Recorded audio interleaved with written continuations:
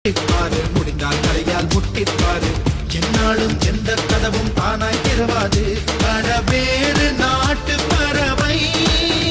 நம்ம வேடந்தாங்கள் வருது அதன் இறக்கை வலித்த போதும் கொண்ட இலக்கை வந்து தொடுது